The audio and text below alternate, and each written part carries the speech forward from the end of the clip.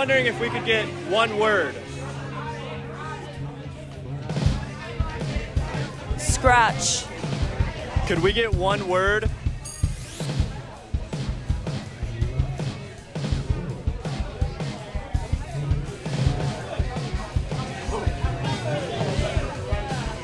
Kindness.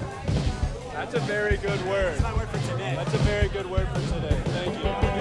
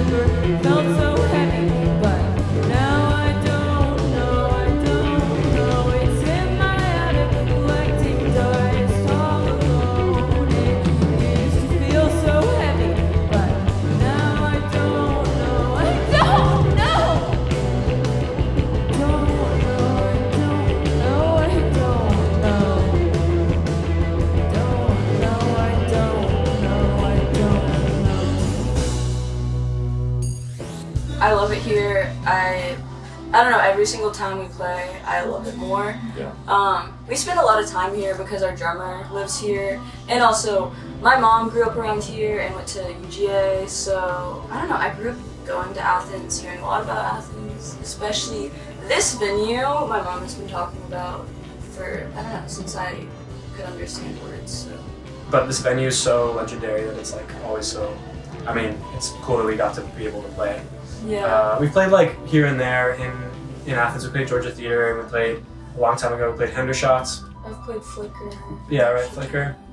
But this one's awesome. This is like my favorite venue. I feel like our band has a reputation of really bad luck, especially on stage. Yeah.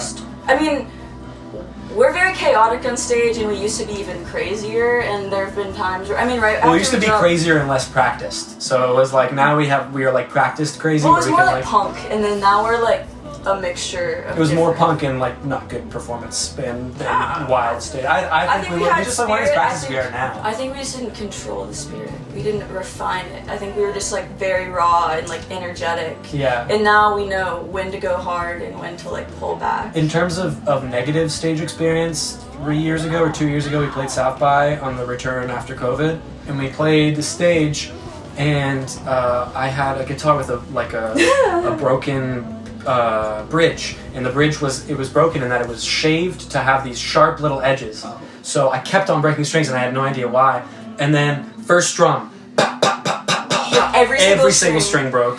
And it was our like most like important showcase. Like all the other showcases were it was not the as most many industry people, one. but it was just like the writers were there and all that stuff. And yeah, like that whole tour, Avsha would break a string like every single show. Mm-hmm. In the very first show, every single string on his guitar broke. And then I started running. I kind of ran back and forth on the stage, like asked, "Does anybody have a guitar? Does anybody have a guitar?" Finally, like somebody gave me a guitar. A month or two afterwards, we saw that like there was an enemy guy there, and he was like.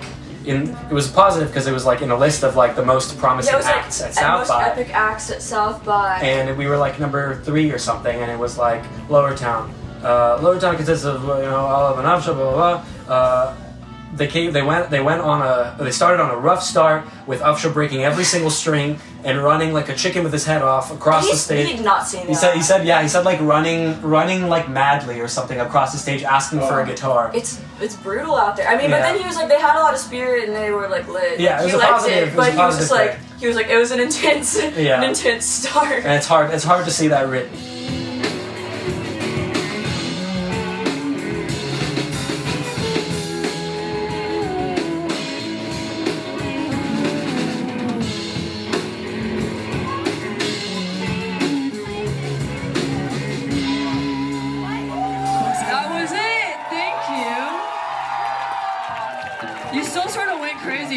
quiet one, which was pretty awesome. Thank you again. We're Lowertown. We love you guys. This was awesome. Thank you. Biggest onstage win? I think one moment that was really cool was playing Terminal West recently. Yes, that was a big onstage. That was a big to-do list, like, from the beginning as well. I've just always seen so many artists that I love there. I think the venue's beautiful and really well put together. The staff are very, very kind, and I think they really care. Yeah, that was just a really awesome show, and I think we planned it really well because we did 3 different local acts that all had different vibes that fit with our music. Another one was another Atlanta show.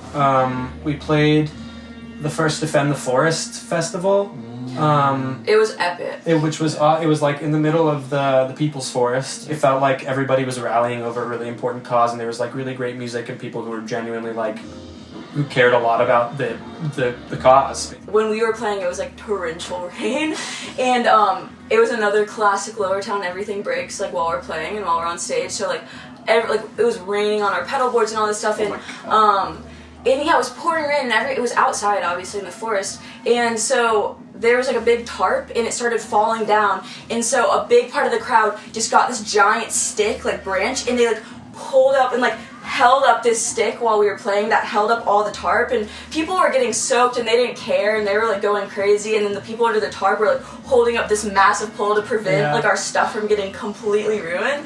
Every single thing was going wrong, but we just like played through it and acted like nothing was happening, and I was like, that's how we do it. Like, we try not to let people know we're like freaking out, because I think when you start to see people anxious on stage, you feel anxious. So if you can hide that, it honestly, like, it's when you fake confidence, you actually start to feel more confident, and the people are there for you and they're rallying for you. And that was the biggest moment where like everything was going wrong, everything was going to shit, but it was like somehow one of the best, like one of my favorite shows we've ever played. What do you guys feel like are your most meaningful songs for each of you? There's some early ones that I think are really meaningful to me, because like a lot of our friendship kind of flourished whilst recording the first record. We were all recording Friends, so I feel like George was a big one because that was the first one we ever dropped, and also recorded together, and I was really scared to sing in front of anyone. I had a really bad anxiety about that, and when we were recording the song Avsha, it was like, if you want to do music with me, and in general, you have to be able to sing in front of people. Like, you can't be a baby about it. And he was like, we're not leaving my basement until you record these vocals. And I was like freaking out, and I was crying, and he's like, you just have to man up and do it. Less creepy than it sounds. but it was basically tough love and being like, if you want to do this, if you want to take it seriously, or just like at least do music in front of people. The tough love is honestly what has made me grow the most, and him forcing me to learn songs that are harder than I think I can play on guitar has also made me get way better guitar. And I still think that first album is like one of our most creative albums, because we don't know how to, like, I wasn't super well versed in any of the instruments. We weren't like thinking about anything. Yeah, we had no idea of structure or anything like that, and I think a lot of like... Yeah, a lot of the reviews are like, she's singing off time, but like they think it's intentional, but I just really didn't have a sense of rhythm back then. And the Gaping Mouth, because that one was just completely off the cuff, really, like, he wrote the whole instrumental section and sent it to me, and I sang and wrote the whole thing, like the lyrics and the vocals, in my basement by myself, and I recorded the vocal take on my voice memo, and the take that's still on the recording is the very first take I did, that I got all the way through, because all of us and our producer were like, dang, it's so raw and perfect, and all the words and everything just feels very genuine, and there's no way to we tried to replicate it. Same with I'm Not. I recorded that myself too, and there was no way to replicate the emotion so genuinely. So we just ended up keeping a lot of I Love to Lie original vocal takes, because it was just very raw, and we could try to replace it, but it just felt like off. So how was it to go abroad to do this creative process? We started out doing the Gaping Mouth for like the Gaping Mouth record. Like, we were 18 at the time, and like it felt good to like be taken seriously. Like Catherine is amazing in that like it doesn't matter your age or your experience, but like if she resonates with the music and sees a lot in it, then she will give you she'll talk to you like everything and like the most well experienced. Also just make you feel really good about yourself. She and I would kind of like just like be discussing these songs for hours and hours and hours because I had such a hard head about the songs that we had, and like she just did a really great job at like showing me how I can have my taste and my like the things that I want in the song, but also like how the song structurally will feel better, and you can even like you can change your opinion on it and actually find that the song is better even when it's like little changes and like structure changes that like make it feel really good. And like now Catherine this year just won a Grammy for shout out Catherine Marks. She worked on the Boy Genius record and won a Grammy. Best for it. producer ever. Mhm. You said earlier that like being with this producer helped you feel like you were taking more seriously, right? Do you think being signed onto the label also contributed to that, or do you have any? Definitely. Yeah. I think at like a young age, people don't really see the merit in your music as much, even if it's good. It also allowed us to like focus on music full time, and like we didn't go to college. Like the label like helped us out with money, and like they helped us with music videos and stuff like that. So it was like it was awesome. a dream. Like we Yeah. were so lucky that happened. Yeah. And like we were very aware that people, you know, in their whole lives rarely get it. Like we got it so young, so we were like very, very lucky. I was very scared the whole time. I feel like now we're both finally at least for me, I feel very settled in to being a musician. I feel like my abilities are at the point I want them to be at. I feel like I'm able to communicate musically at a professional level now, but getting thrust into that is definitely overwhelming, and I also just have a lot of anxiety, and I'm very shy, and it's just sort of crazy having all those opportunities and resources when you're that young, especially when we sort of were just starting out the band as well. I felt like imposter syndrome, and I felt like I actually wasn't good enough to be in a lot of the places I was at, and now I feel that way now, but it took a lot of time. If you had to fuck, marry, and kill songwriting, song recording, and song performing, how would you answer that? Marry songwriting, fuck performing, kill recording. Recording's my least favorite. I do love performing, but I would say kill performing and fuck Kill recording. performing. I love performing, but I also like recording was like so important to me when I was like young, like to get something out, like get it and then see it and then upload it on SoundCloud. It was like, that's crazy, you can do this. You can like, anybody can do this. And that I wouldn't have started doing music when I was like so young without it. I wouldn't have started like playing in a college band when I was young, and then like we wouldn't have like been a band.